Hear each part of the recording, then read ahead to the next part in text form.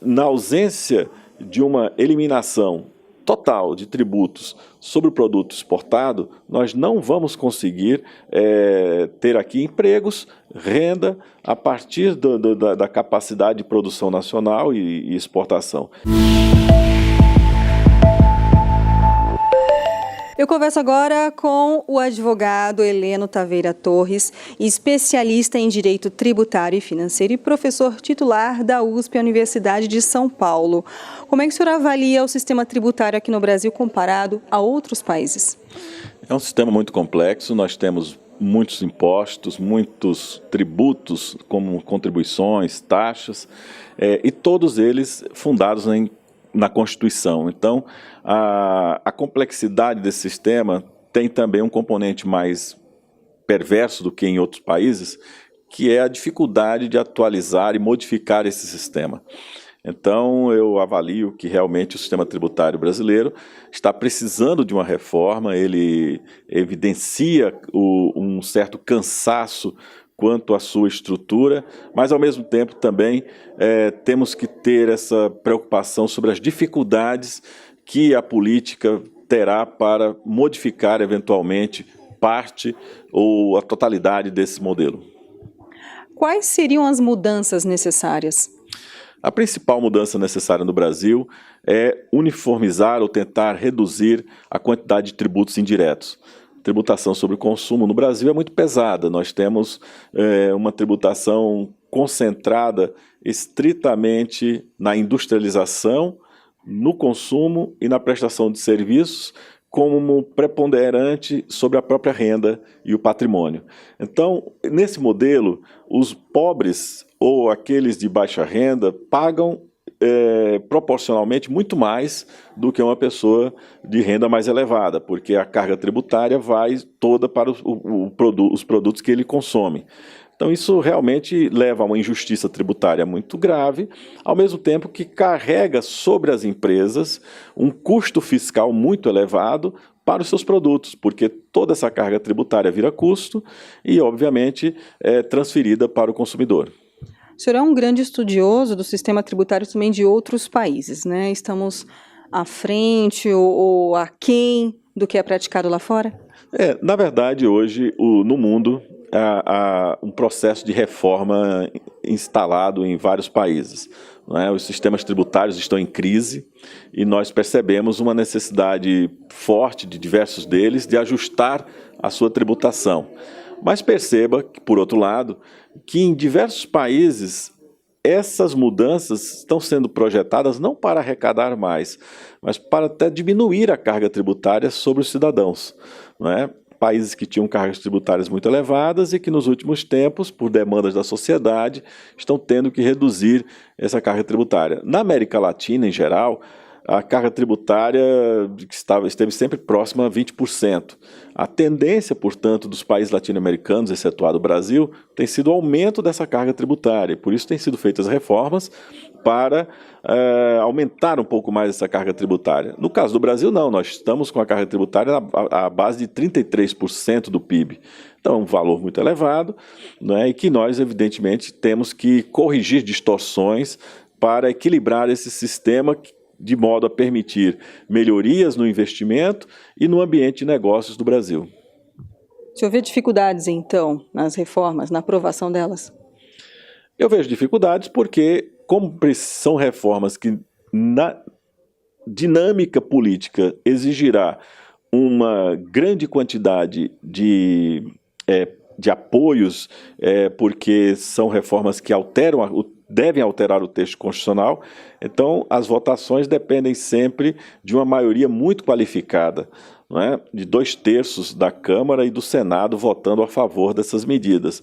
Ora, isso exige consenso político, isso exige uma base aliada muito ampla e, nesse momento político, né, diante das dificuldades, não sei se, para votar uma reforma tributária, esses consensos podem ser alcançados. Daí a dificuldade de nós encontrarmos em tempo tão rápido forma de fazer uma reforma tributária mais ampla. A tendência é que a reforma tributária seja específica, né? Nós possamos atacar problemas como a burocracia, problemas como o equilíbrio de certos tributos, como o caso do PIS e da COFINS, que merece uma lei nova, ampliando a noção dos créditos para serem compensados de forma mais ampla do que a que nós temos hoje, não é?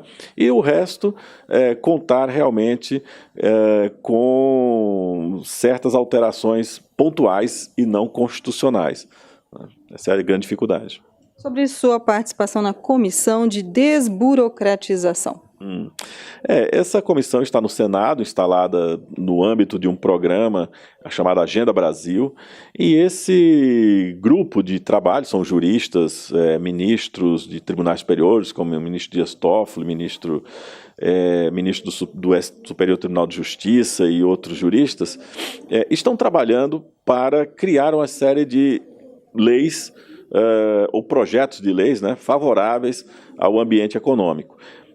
Dentre outros, temos uma lei específica de desburocratização, que já está na sua fase final e certamente trará para a sociedade um instrumento muito interessante de redução da burocracia na abertura de empresas, na realização de concursos públicos, na forma de gestão de cadastros, reduzindo a quantidade de múltiplos cadastros para uma mesma pessoa física.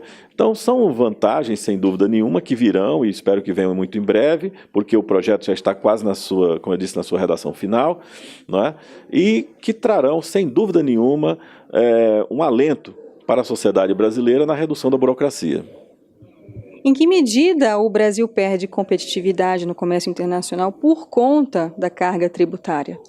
Perde muito. Num modelo de economia global, quanto maior for a carga tributária sobre os produtos exportados, que é o que nós chamamos de custo Brasil, ou na atração de investimentos, obviamente o Brasil sai digamos assim, da competitividade internacional se continuar com uma carga tributária tão desproporcional como a que nós temos aqui no país. Então, é óbvio que o Brasil precisa fazer esse dever de casa, ele precisa urgentemente trabalhar a reforma fiscal, a reforma do Estado e a reforma da Previdência Social para reduzir o custo do Estado e, ao mesmo tempo, tentar harmonizar melhor esse sistema tributário, porque na ausência de uma eliminação total de tributos sobre o produto exportado, nós não vamos conseguir ter aqui empregos, renda, a partir da capacidade de produção nacional e exportação. E, do mesmo modo, na atração de investimentos estrangeiros, porque os investidores estrangeiros, nós estamos num novo momento internacional importantíssimo, mas o investidor estrangeiro procura um lugar seguro, onde ele saiba que o investimento que se faça ali terá retornos econômicos e financeiros para o seu país, né? Então, nessa dinâmica, os países que oferecem maior segurança jurídica, melhor estabilidade e melhor uniformidade da carga tributária levam vantagem. É nesse novo cenário internacional que o Brasil precisa realmente reordenar a sua carga tributária e criar as condições, não é, para um ambiente de negócios muito favorável, não é? Ainda que o Brasil hoje em dia não precisa conceder só incentivos fiscais, ele precisa oferecer segurança jurídica e qualidade na tributação sobre os investimentos. Há uma crítica do senhor também com relação à taxa básica de juros do Banco Central, né? Essa crítica eu reputo até compartilhada por muitos, porque o sistema financeiro brasileiro não tem interesse nenhum em investir na indústria, no comércio, no serviço, na medida em que com taxas tão elevadas, a rentabilidade do próprio modelo do sistema financeiro torna-se muito mais atrativa, mantida em serviços bancários e da própria estrutura financeira. O que nós pensamos é que, de fato, se os juros brasileiros diminuírem, isso vai permitir que os bancos também busquem o financiamento, busquem participar mais do setor produtivo brasileiro, ao mesmo tempo que também isso reduzirá a pressão sobre a dívida pública brasileira, porque na rolagem de dívidas as taxas aplicáveis são as taxas de mercado e, consequentemente, as instituições financeiras são os principais compradores de títulos públicos. Isso traz para o cidadão brasileiro um custo altíssimo. O serviço da dívida hoje está na ordem de 460 bilhões ano. Então, esse custo é muito alto para o cidadão precisa saber disso, e, obviamente, alimentado por uma taxa Selic a 14%. Nós não precisamos disso, nós precisamos sim de trabalho, de renda, e isso só será obtido com taxas de juros mais reduzidas, razoáveis, racionais, e, ao mesmo tempo, com um sistema financeiro que não se preocupe só em ganhar no âmbito dos seus serviços, mas participe do investimento na indústria, no comércio, no serviço, que também certamente será positivo para o Brasil, e na retomada do crescimento econômico e da empregabilidade que todos desejamos. Historicamente, aqui no país, taxa básica de juros é usada como instrumento de controle da inflação, né? Exatamente, foi lamentavelmente um vício, né, que nós adquirimos dos tempos áureos, né, de inflação muito elevada e do qual nunca mais nos libertamos. Você tem toda a razão. Então eu acho que no cenário, vamos dizer, de economia com taxas de inflação confortáveis, porque, enfim, tivemos aí 2 picos de inflação nos 2 anos precedentes, mas não quer dizer que isso vai continuar. Certamente, a tendência é que em 2017 essa inflação caia pela metade.